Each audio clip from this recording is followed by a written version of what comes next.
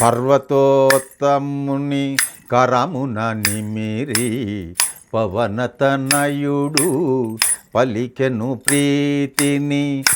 ఓ గిరీంద్రమా సంతసించి తిని నీ సత్కారము ప్రీతి నంది తిని. రామకార్యమై ఏగుచుంటిని సాధించు వరకు ఆగనంటిని. నే పోవలే క్షణమెంతో విలువలే నీ దీవెనలే నాకు బలములే. శ్రీ హనుమాను గురుదేవులు నాయద పలికిన సీతా రామకథానే పలికెద సీతారామ కథ. ఇలాగా మైనాకుడి దగ్గర స్వామివారు సెలవు తీసుకుని అలా లంకానగరానికి మళ్ళీ బయలుదేరుతున్నారు. సో ఈ సందర్భంలో స్వామి లేట్ లేదు, స్పీడ్గా అంటే వేగంగా వెళ్ళాలని చెప్పి స్వామి ఆకాశ వీధిలో మళ్ళీ బయలుదేరారు. ఆ బయలుదేరుతున్నటువంటి స్వామిని మహర్షులు, సిద్ధులు, కిన్నెరులు, కింపురుషులు, ఇంద్రాది దేవతలు అందరూ కూడా చాలా స్తుతిస్తున్నారు. ఏదైతే ఆకాశ మార్గంలో స్వామి అలాగా వాయువేగంతో ప్రయాణిస్తున్నారో అతి సాహసమైన కార్యానికి పూనుకుని రామకార్యం అంటే ఆంజనేయ స్వామి వెళ్ళే రామకార్యం సాహసమైనది.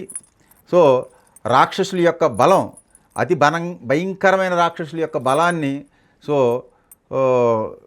ఛేదించడానికి వెళ్తున్నారంటే ఈ యొక్క కపివరుడు అంటే స్వామివారు హనుమంతుల వారు ఎంతటి గొప్పవాడో అని చెప్పి వాళ్ళందరూ కూడా పరిశీలిస్తున్నారు. ఎలాగా పైనుండి దేవతలు, మిగతా యక్ష కిన్నెర కింపురుషాదులు అందరూ కూడా స్వామి యొక్క వేగాన్ని గమనిస్తూ ఏం జరుగుద్దో అని చెప్పి అలాగా స్వామి దర్శనాన్ని చేసుకుంటూ ఉన్నారు. సో అటువంటి దర్శనాన్ని మనం చక్కగా మనం అందరూ అర్థమయ్యే రీతిలో పాడుకుందాం. అనాయాసముగా అంబర వీధిని పయనము చేసెడు పవన కుమారుని ఇంద్రాదులు మహర్షులు సిద్ధులు పులకాంకితులై ప్రస్తుతించిరి. రామకార్యమతి సాహసమని రాక్షస బలమతి భయంకరమని కపివరుడెంతటి ఘనతరుడోయని పరిశీలనగా పంపిరి సురసను. సో ఇక్కడ ఈ కపివరుడు స్వామివారు ఎంతటి ఘనతరుడు అంటే ఎంత గొప్పవాడో అని చెప్పి సురస అనే ఒక కన్యను స్వామి మీదకి పంపిస్తారండి. సో ఎవరు వీళ్ళందరూ ప్రేరేపించి పంపిస్తారు. సో అక్కడ ఈ సురస నిన్ను మింగటానికి నాకు బ్రహ్మదేవుడు వరం ఇచ్చారని చెప్పి ఈ సురస అనే రాక్షసి స్వామివారు వస్తున్నారని చెప్పి నోరు తెరుస్తుంది. సో ఆ నోరు తెరవడంతోనే స్వామివారు ఏం చేస్తారంటే ఇంకా ఆయన శరీరాన్ని ఇంకా పెంచుతారు. సో ఇక్కడ ఈ సురస స్వామివారు ఇద్దరూ కూడా ఒకరిని మించి ఒకరు శరీరాలు, ఆకృతులు, యోజనాలు విస్తరిస్తూ పోటీ పడతారు. సో ఈ సందర్భంలో సురస పెడితే స్వామి ఇంకా పెరుగుతున్నారు, ఆమె పెరిగితే ఇంకా పెరుగుతున్నారు, ఇంకా అలా పెరుగుకుంటూ వెళుతుండగా ఇద్దరు పోటీపడి పెరుగుతుంటే సో ఇక్కడ ఉన్న దేవతలందరూ కూడా ఏం జరుగుద్దా అని చెప్పి తహతహలాడుతూ అంటే ఆతృతతో ఎదురు చూస్తూ ఉన్నారు. ఏం జరుగుద్ది ఇద్దరిని ఎవరు గెలుస్తారని చెప్పి ఎదురు చూస్తున్నారు. సో అటువంటి సన్యాసంలో స్వామి ఆ సురస ఇక్కడ చెప్తా ఉంది, స్వామితో అంటుంది, ఎప్పుడో నిన్ను మృంగమని వరమొసగి మరి బ్రహ్మ పంపెనని అతిగా సురస నోటిని తెరచే హనుమంతుడలిగి కాయము పెంచే ఒకరినొకరు మించి కాయము పెంచిరి శతయోజనములు విస్తరించిరి పైనుండి సురలు తహతహలాడిరి ఇరువురిలో ఎవ్వరిదో గెలుపనిరి. ఇక్కడ సురలందరూ కూడా చూస్తున్నారు ఎవరు గెలుస్తారా అని చెప్పి స్వామి యొక్క ఆసక్తిగా ఎదురు చూస్తూ ఉన్నారు. మనకి అంటే యుద్ధం జరుగుతుంది కదా, ఎవరు గెలుస్తారనే ఒక ఆతృత ఈ సురలు అంటే దేవతలు అందరూ కూడా చూస్తూ ఉన్నారు. అదే టైంలో సందర్భంలో సురస యొక్క నోరు ముఖం విశాలమవుతుంది, ఆమె చాలా పెద్దగా పెంచుతుంది. అప్పుడు స్వామి యొక్క సూక్ష్మ బుద్ధితో యోచన చేశారు. చేసి ఇద్దరు పెరిగాక స్వామివారు ఏం చేశారంటే ఒకే ఒక్క క్షణంలో అంగుష్టమాత్రుడైపోయారు. స్వామికి ఉంది కదా అణిమాద్య అష్టసిద్ధులు ఉన్నాయి కదా, కావాలంటే ఎంతైనా పెరుగుతారు, లేకపోతే అతి సూక్ష్మంగా కూడా స్వామి మారగలరు. అటువంటి స్వామి ఒకేసారి ఇంత రూపంలో దాల్చి సురసముఖంలో ప్రవేశించి లోనికి వెళ్ళిపోయి సురస్సు యొక్క ఉదర భాగంలోకి వెళ్ళి స్వామి తెలుసు కదా ఇప్పుడు మార్షల్ ఆర్ట్స్ ఏమున్నాయో అప్పుడే ఆయన చేశారు. ఆ మార్షల్ ఆర్ట్స్ అన్నీ కూడా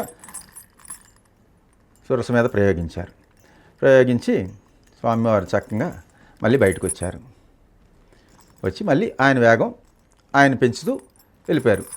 ఎక్కడైతే సురసని మీద విజయంతో మళ్ళీ ఆయన ప్రారంభం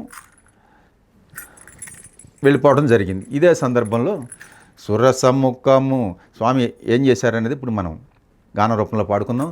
సురసముఖము విశాలమౌటగని సూక్ష్మబుద్ధి గొని సమయమిదేనని క్షణములోన అంగుష్టమాతృడై ముఖము జోచె వెలివచ్చ విజయుడై పవన కుమారుని సాహసము గని దీవించె సురస నిజ రూపము గొని నిరాలంబ నీలాంబరము గనుచు సాగెను వేగము పెంచుచు. స్వామివారి వేగం పెంచి వాయువేగంలో వెళుతూ ఉండగా ఇక్కడ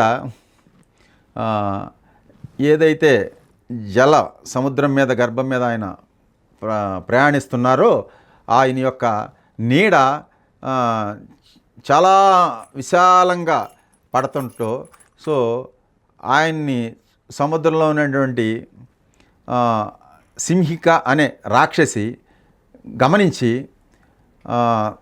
ఆ యొక్క పెద్ద గుహ అంత ఉన్నటువంటి తన నోరుని తెరిచి స్వామిని మింగటానికి బయలుదేరింది. ఈ యొక్క సింహిక అనే రాక్షసి స్వామివారిని మింగుదామని చెప్పి ఆయన నీడను చూసే మింగుదామని బయలుదేరింది. సో అంతటా ఆ టైంలో స్వామివారు మళ్ళీ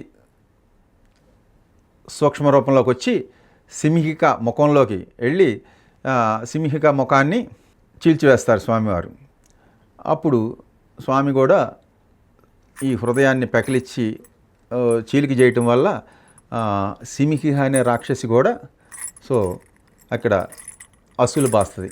ఆ సందర్భంలో జలనిధి తేలే మారుతి ఛాయను రాక్షసి సింహిక ఒట్టె గ్రహించెను గుహను బోలు తన నోటిని దెరచెను కపివరుని గృంజి మృంగజూచెను అంతట మారుతి సూక్ష్మరూపమున సింహిక ముఖమును చొచ్చి చీల్చెను సింహిక హృదయము చిలికలాయను సాగరమునబడి అసువులు భాసెను.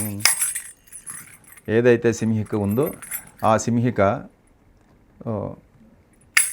స్వామివారి యొక్క శక్తికి తట్టుకోలేక ఆమె సాగరం పడి చనిపోవడం జరుగుద్ది. సో అదే సందర్భంలో స్వామివారు సింహిక యొక్క రాక్షసిని కూడా అంతమొందించి సో వారధి దాటుతున్నారు. ఆ వారధి దాటే సందర్భంలో స్వామివారి యొక్క ఇది ఎలా ఉందనేది మనం తెలుసుకుందాం. వారధి దాటెను వాయుకుమారుడు లంక చేరెను కార్యసూరుడు నలువంకలను కలయజూచుచు నిజ రూపమున మెల్లగా సాగుచు త్రికూటాచల శిఖరము పైన విశ్వకర్మ వినిర్మితమైన స్వర్గపురముతో సమానమైన లంకాపురమును మారుతిగాంచెను శ్రీ హనుమాను గురుదేవులు నాయద పలికిన సీత రామ కథానే పలికెద సీతారామ కథ. స్వామివారు వారం దాటారు, లంకను చేరుకోవడం జరిగింది. లంకను చేరుకున్నాక స్వామి నలువంకల కలయి చూస్తున్నారు. ఎక్కడెక్కడ ఏముందని చెప్పి వెతుకుతూ త్రికూటాచల శిఖరం పైన ఉన్నటువంటి ఆ లంకను, విశ్వకర్మ నిర్మించినటువంటి ఆ లంకను, స్వర్గపురంతో ఉన్నటువంటి ఆ లంకను స్వామివారు అలాగ తేరిపార చూస్తున్నారు. మొత్తం అంతా నలుదిక్కులు ప్రసరణ చేస్తూ అద్భుత సౌందర్యాన్ని, ఆ లంకా నగరాన్ని, ఆ యొక్క విశ్వకర్మ నిర్మితమైన ఆ లంకా నగరాన్ని స్వామివారు అలా తిలకిస్తూ ఆ గోపురాలు, మణులు, మాణిక్యాలు, చెట్లు, తోరలు, లతలు అన్నిటిని కూడా వీక్షిస్తూ స్వామి ఇలాగా ఆలోచిస్తూ ఎక్కడుంది అమ్మవారు అని చెప్పి వెతుకుతూ ఉండగా అప్పుడు స్వామి వెతుకుతూ ప్రయాణం చేస్తున్నారు స్వామి. సో స్వామి అలా లంకానగరంలో దిగి ప్రయాణం చేస్తూ ఆ సాయం సంధ్యావేళల్లో స్వామి చేరుకున్నారు.